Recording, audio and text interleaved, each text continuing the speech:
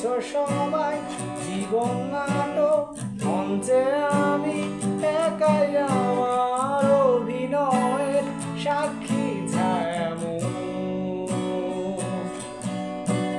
তোমরা যখন উৎসবে বিভোর দেখো না কেউ তারার আড়ালে স্বপ্ন ভাঙার নষ্ট গল্প শেষে আমি নিথর সবার চোখে ঝরুক খুশির কান্না।